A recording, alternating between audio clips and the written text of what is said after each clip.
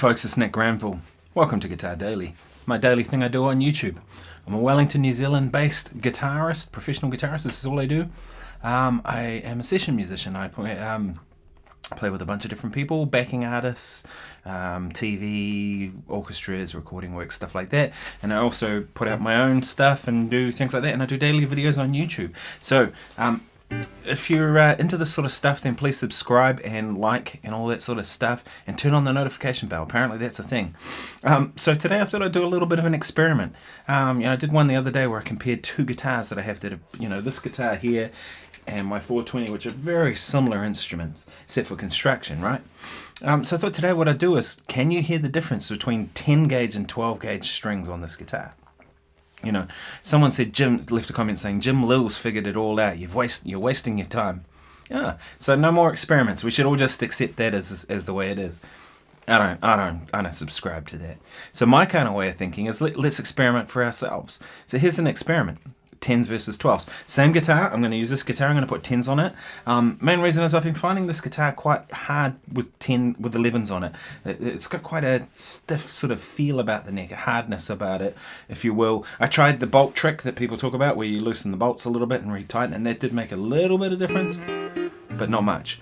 So I'm thinking I'm going to go down to 10s on this. My arm's been getting a little sore, and then all my other guitars have 11s on it. So anyway, I'm going to play neck pickup. I'm going to turn my microphone off, so all you're hearing is literally the pickups, guitar, into the fractal, and that's it. So I can replicate the exact signal chain both times. So there's no variance in that. The only thing that's changing is the strings. So let's see if you can tell the difference. So I'm going to start. I'm going to play. I'm not going to say which guitar is going first, the 10s or the 11s. Leave a comment below and let me know which one you think was which.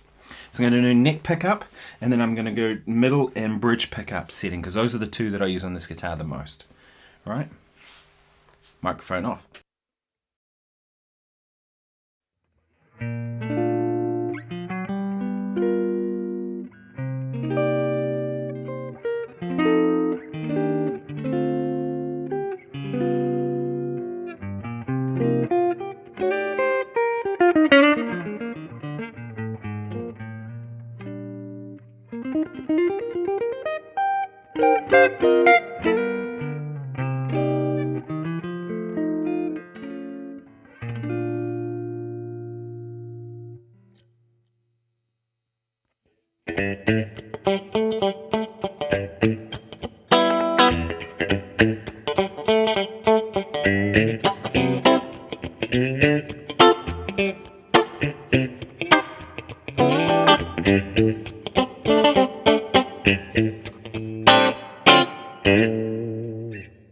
So, was that the 10s or 11s?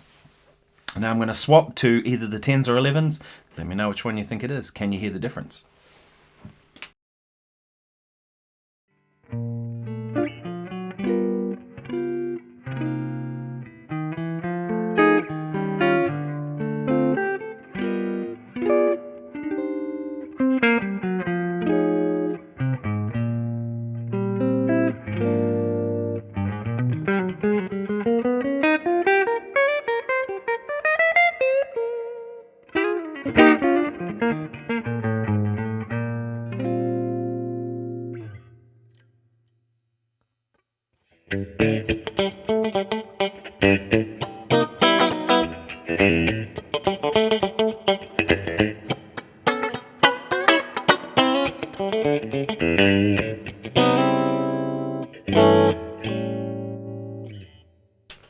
So there you have it, folks. One guitar with 10s on it, same guitar, 11s on it, same set of strings, Elixirs, except 10 to 46, and then also 11 to 49 with the 2 gauge strings I used. The 11 to 49s weren't brand new, they'd kind of been on there for a little while, but I find with Elixirs they still sound pretty consistent even over time, so make from that what you will. Which was which? Let me know in the comments below. I'd be curious to know if you can spot it, right? Can you hear which is which? To me, of course, there's a difference in feel. You know, the 10 gauge strings feel lighter and slinkier, and of course the action changed on the guitar. You know, it's probably I'm gonna have to raise the saddles up a little bit because it's like super low. Testament to how good these guitars are, though. I mean, they're pretty kind of plain looking. Some would say ugly. I had someone tell me this. They thought this guitar was ugly but sounded good. I'm like, okay, fair enough. But it's the testament to how good these are made is that even when I went down a gauge and I had light low action already, it's now super low, and like, I mean, there's probably a millimeter in that, if that, and it's still not buzzing out anywhere, and I can bend every note, which is crazy. And these aren't big frets, these are very small frets. Probably needs a refret now. I've had it for a number of years, and but nonetheless, yeah, so it's still playing like amazing. Anyway, thanks so much for watching. If you've enjoyed this, please subscribe. If you have any comments, leave them in the comments below. I'd be curious to know your thoughts on this. I think string gauge matters. Does it matter to whether you can hear it? I mean, B.B. King used 8s, right? Or 9s, or whatever it was. Loads of great guitar players have. Brian May uses light strings. Billy Gibbons uses light strings. Those guys have huge tones. I've tended to aim for 11s. That seems like a heavier gauge. But on this guitar, I think I'm liking 10s for a little while. Why not mix it up? I saw a video about John Cordy talking about this, and this is where the idea came about. I think he put 8s on one guitar, 9s on another, and 10s on another. And funny enough, I was able to spot all of them correctly.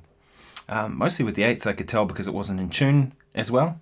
And then with the other ones I could tell the 10s just sounded fatter to me. But I listened with good headphones on, and that makes all the difference.